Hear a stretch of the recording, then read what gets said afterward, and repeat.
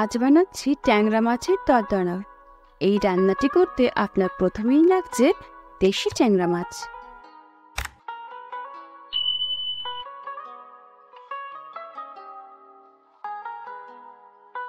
ট্যাংরা মাছ হচ্ছে আঁশবিহীন মাছ, তবে এর উপর একটা তৈলাক্ত স্যাঁতসেঁতে শ্যাওলা ভাব থাকে, যেটাকে কোনো খড়খড়া জিনিসের উপর বসে খুব ভালো করে এই মাছ ধুয়ে নিতে হবে। তারপর নুন হলুদ মাখিয়ে ট্যাংরা মাছগুলো কড়াইতে একটু বেশি দিলে বাদামি রঙে ভেজে নিতে হবে।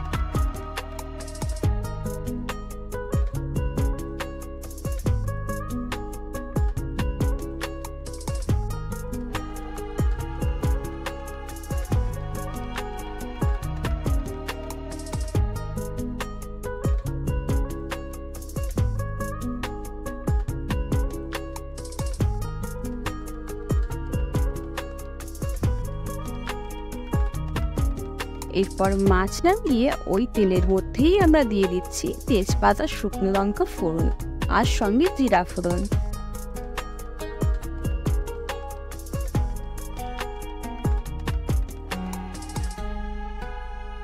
এরপর এই তেলের মধ্যেই দিয়ে দেব মাছের মতো আঙুল সমান পাতলা কেটে নেওয়া আলু।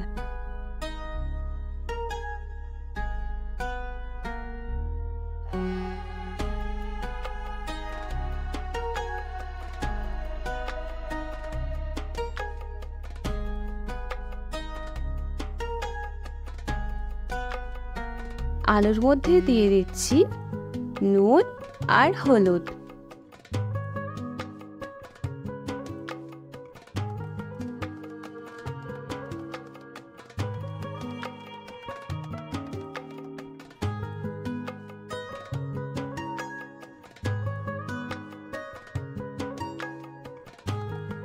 মশলা হিসেবে খুব সামান্য জিরা, 4টে শুকনো লঙ্কা ও 4টে কাঁচা লঙ্কা দিয়ে একটা মশলা রেডি করেছিলাম, যেটা আমি আলুর সঙ্গে প্রায় 10 মিনিট মতো অল্প কষিয়ে নিয়েছি।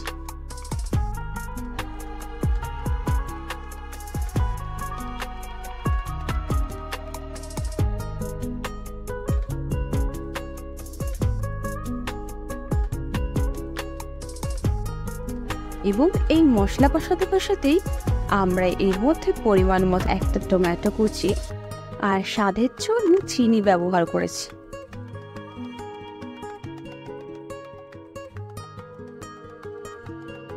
যখন আপনি মশলা কষাচ্ছেন অতি অবশ্যই খেয়াল রাখবেন আপনার গ্যাসের ফ্লেম যেন লো ফ্লেমে হয়। হাই ফ্লেমে হলে আপনার মশলা পুড়ে তেতো হয়ে যাবে।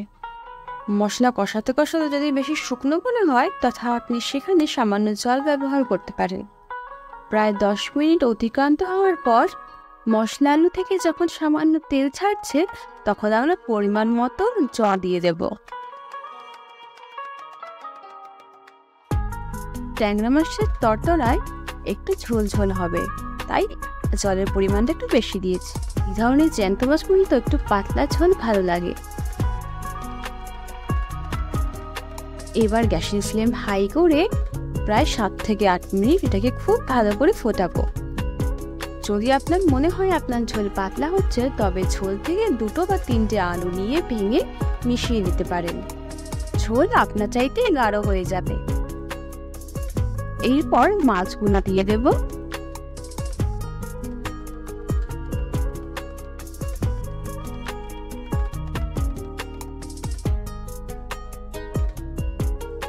ও আরো 5 মিনিট এটাকে ঝোলে ফোটাবো।